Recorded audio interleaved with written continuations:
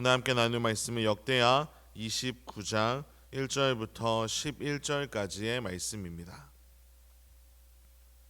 구약성경 694면에 있는 역대하 29장 1절부터 11절까지의 말씀을 저와 성도님들이 한 절씩 교독하도록 하겠습니다. 히스기야가 왕위에 오를 때에 나이가 25세라 예루살렘에서 29년 동안 다스리니라.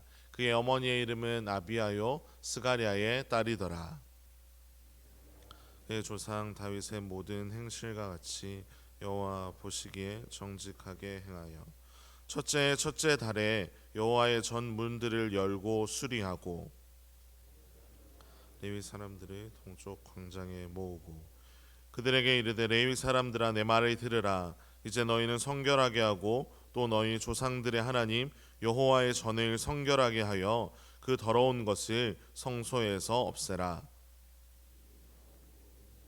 우리 하나님 여호와 보시기에 악을 행하여 하나님을 버리고 얼굴을 돌려 여호와의 성소를 등지고 또 낭실 문을 닫으며 등불을 끄고 성소에서 분향하지 아니하며 이스라엘의 하나님께 번제를 드리지 아니하므로 여호와께서 유다와 예루살렘에 진노하시고 내버리사 두려움과 놀람과 비웃음거리가 되게 하신 것을 너희가 똑똑히 보는 바라.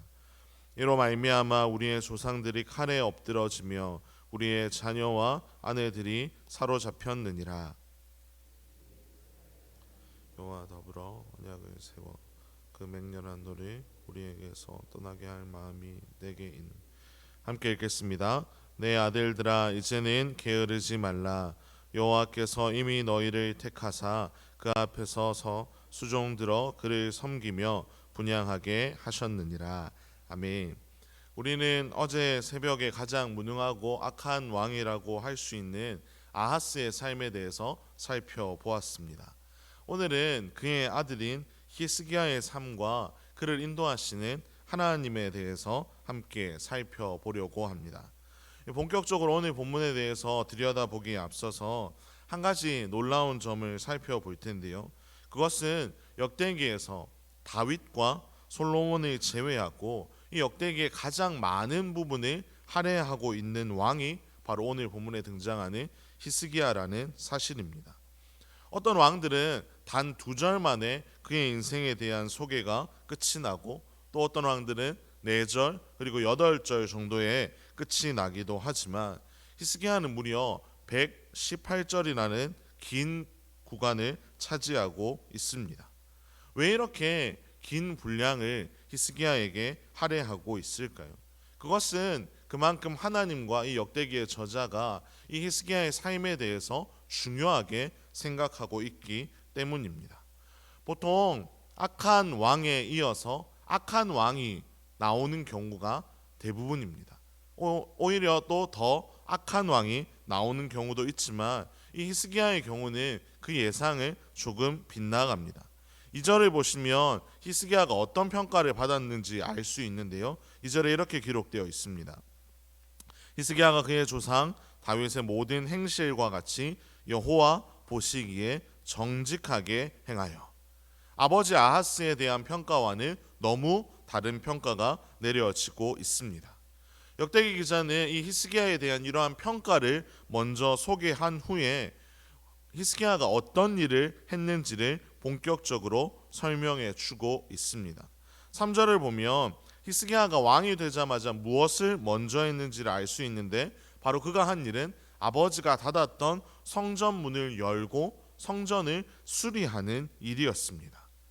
히스기야는 아버지의 삶을 보면서 다른 것을 의지하는 것, 즉 하나님이 아니라 헛된 다른 것을 의지하는 것이 얼마나 어리석은 삶인지, 그리고 하나님과 원수되어 우상을 숭배하는 일이 얼마나 끔찍한 결과를 초래하는지를 보았을 것입니다.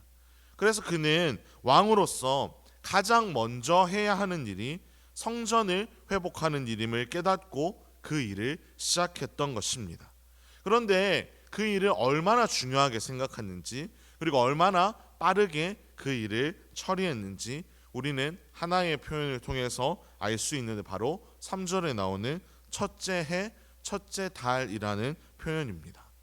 히스기야는 나라를 다시 회복하기 위해 다른 일들을 먼저 처리하지 않았습니다. 정치적으로 또 군사적인 일들을 먼저 처리하지 않고 눈앞에 비록 해야 하는 일들이 많이 놓여 있었을 테지만 그는 그것을 먼저 다룬 것이 아니라 왕이 되고 나서 첫째 해 첫째 달에 성전을 열고 성전을 수리하기 시작하였습니다.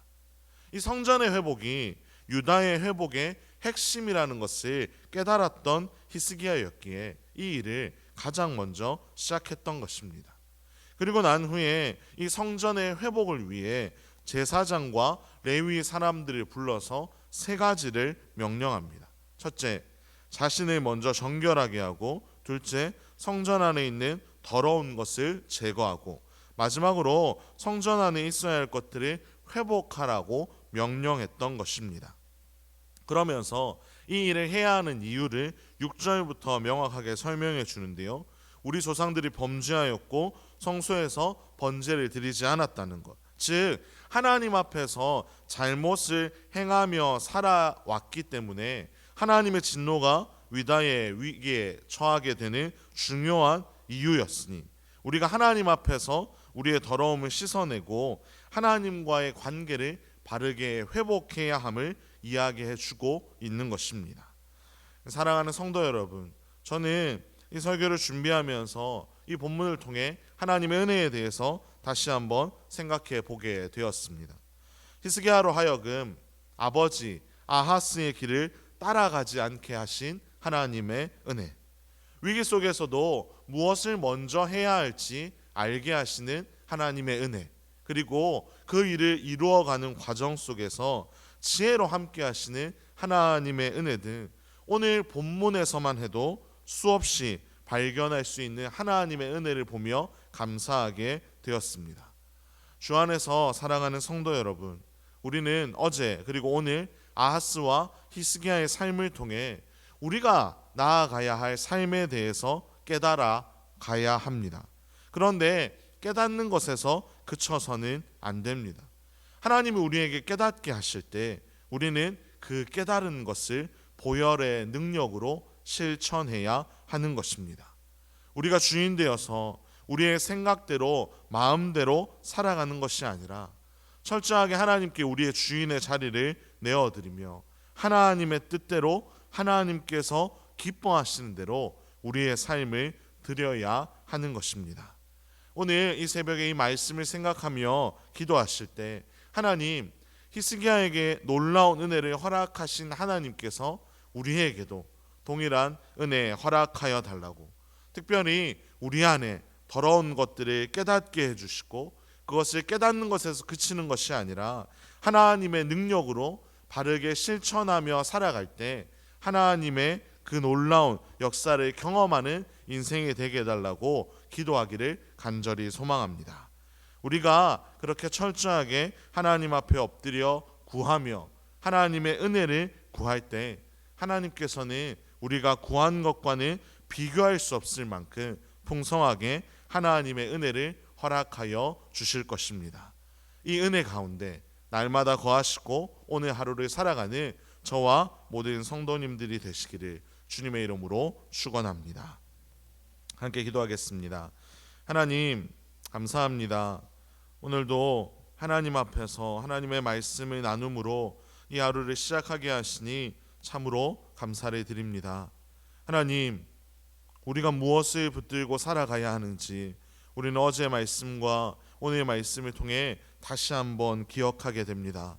하나님, 우리가 세상의 그 어떤 것보다도 하나님을 우선순위에 놓고 하나님을 먼저 찾으며 하나님께 모든 것을 아뢰며 하나님 앞에 모든 것을 점검하며 하나님 앞에서 모든 것을 고치며 그렇게 하나님 앞에 영광 올려드리는 삶을 살아갈 수 있도록 주님께서 인도하여 주시옵소서.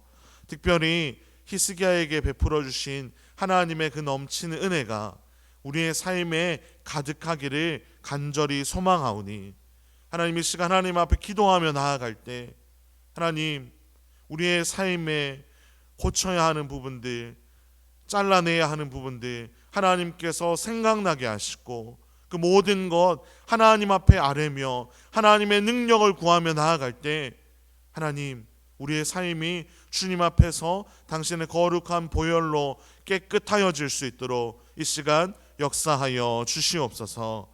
감사를 드리며 살아계신 예수님의 이름으로 기도합니다. 아멘.